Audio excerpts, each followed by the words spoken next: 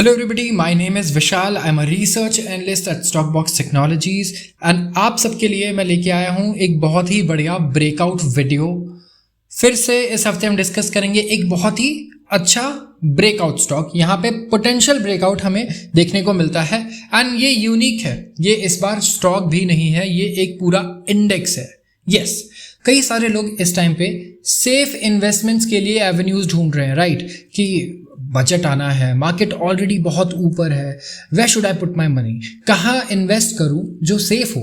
मैं आपको बता दूँ, इस वक्त हमने सामने चार्ट खोल रखा है एक इंडेक्स का। ये है निफ्टी आईटी इंडेक्स।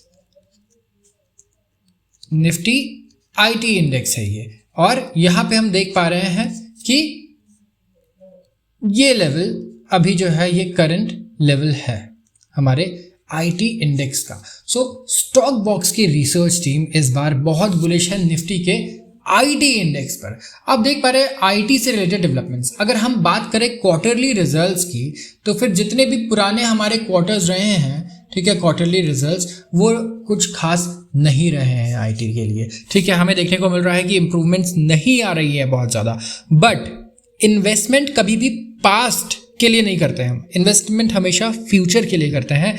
तो ये एक इन्वेस्टमेंट ब्रेकआउट की हम बात कर रहे हैं यहाँ पे, ठीक है। इन्वेस्टमेंट के लिए जो लोग इंटरेस्टेड हैं, ये उनके लिए है ये वीडियो। सो यहाँ पे निफ्टी आईटी को अगर आप देखें तो ये चल रहा है करीब 35,200 के लेवल पे, ठीक है। इसे हम कहते हैं CNX आईटी, ठीक है। आप सर्च कर सकते हैं, आपको मिल जाएगा ये गूगल पे या ट्रेडिंग व्यू पे।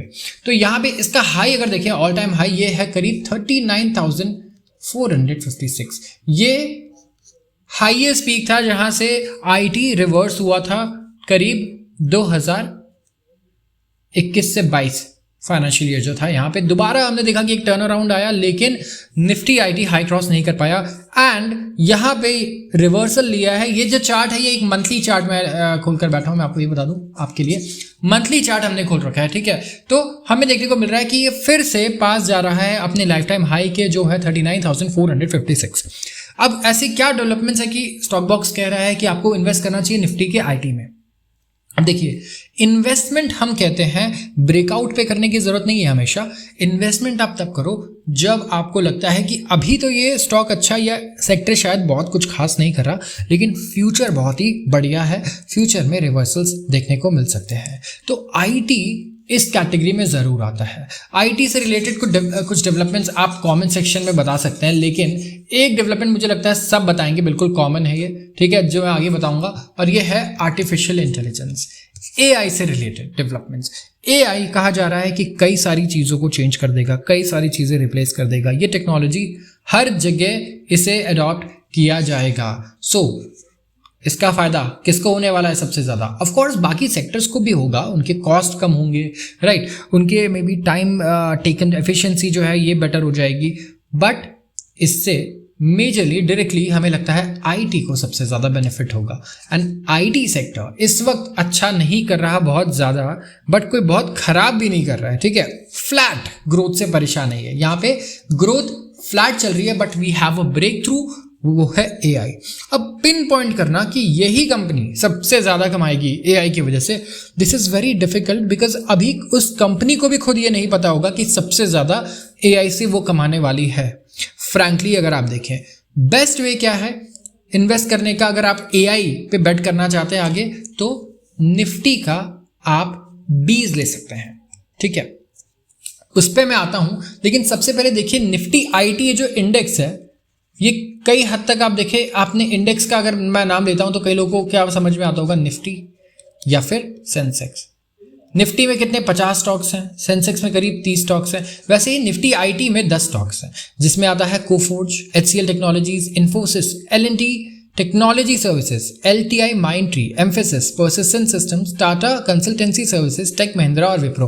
तो आप कुछ पार्ट ये 10 कंपनीज का खरीद रहे हैं, ओवरऑल 10 कंपनीज हैं, और इन सारी की सारी 10 कंपनीज हैं, इनका कुछ पार्ट आप खरीद रहे हैं अगर आप इन्वेस्ट कर रहे हैं निफ्टी आईटी में। एंड कैसे इन्वेस्ट करना है, इसका सबसे बढ़िया तरीका ये है, कोई भी आप ETF खरीदिए। अब देखिए ETF क्या हो सकता है मैं आपको बता दूं, यहाँ पे एक सिंपल हमने नाम लिखा है निप्पॉन इंडिया ETF का। ये चल रहा है इस वक्त करीब करीब आप देखेंगे 36 to 37 के अराउंड होगा ये, ठीक है, मान लेते हैं 37 के अराउंड चल रहा होगा। एंड इसमें एक छोटा इन्वेस्टर भी निवेश कर सकता है। ETF इसे बोला जाता है एक्सचेंज ट्रेडेड फंड। कई लोगों को नहीं पता होगा तो मैं ये भी समझा देता हूं कि निफ्टी का या किसी भी इंडेक्स का ETF होता क्या है और क्या ये म्यूचुअल फंड जैसा है, कई लोग ये भी पूछते हैं। तो शुरुआत करते हैं डेफिनेशन से कि ये निप्पॉन इंडिया ETF है, निफ्टी IT यहां लिखा हुआ है, राइट। वैसे ही आप ETF सर्च करिए, आपको निफ्टी 20 भी मिलेंगे। ETF के एग्जाम्पल मैं आपको पहले दे रहा हूं, एग्जाम्पल से समझना सबसे ईजी होता है। देखिए किसी भी चीज को, निफ्टी 20 है, गोल्ड 20 भी है, ठीक है। इसके अलावा सिल्वर बीज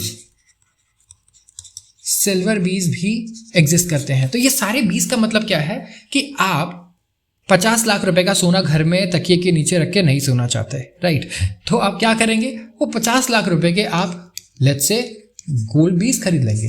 एंड इससे क्या फायदा होगा, एक तो आप खरीद बहुत सस्ते दाम पे सकते हैं, गोल्ड बीज भी आपको 50 से 60 रुपए के बीच में मिल जाएगा, ठीक है।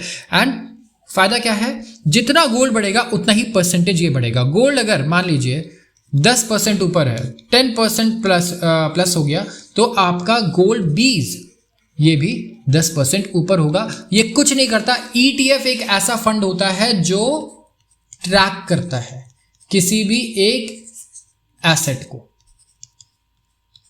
आप समझ गए, कोई भी एक एसेट को ट्रैक करता है या किसी भी एक इंडेक्स को ये ट्रैक करता है।